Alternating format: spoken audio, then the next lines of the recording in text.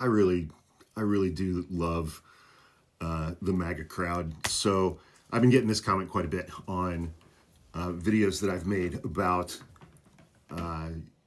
Maryland U.S. Senator Chris Van Hollen traveling to El Salvador to meet with Kilmar Abrego Garcia, who is one of his constituents. Mr. Garcia lived in Maryland, the state that Senator Van Hollen represents.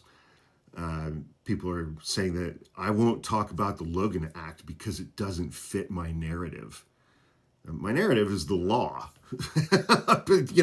I mean, I've been a lawyer for 26 years, but okay, whatever.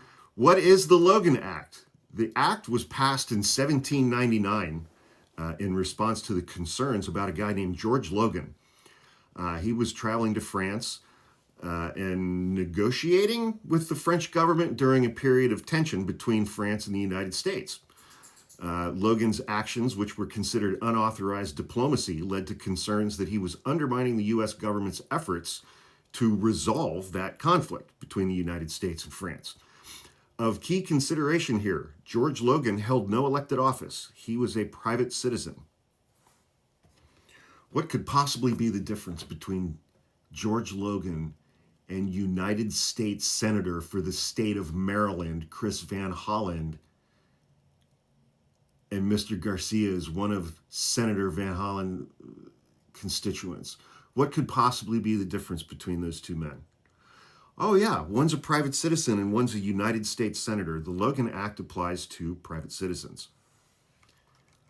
The Logan Act is a United States federal law that criminalizes unauthorized private U.S. citizens, meaning citizens who do not hold elected office in the federal government, from engaging in negotiations with foreign governments about disputes or controversies with the United States government.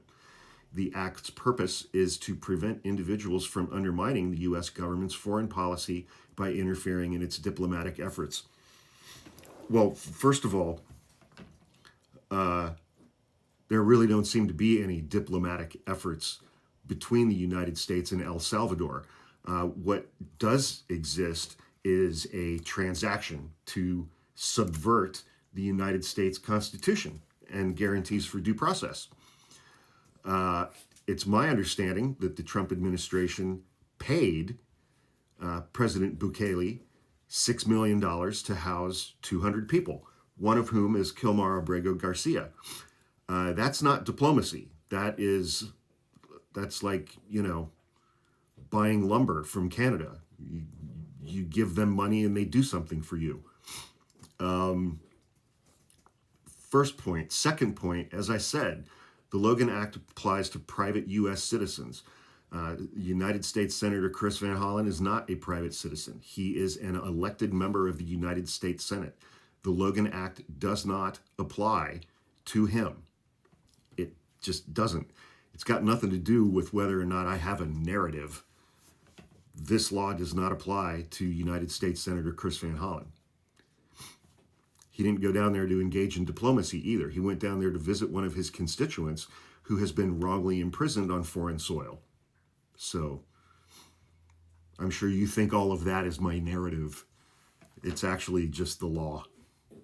Hope that helps.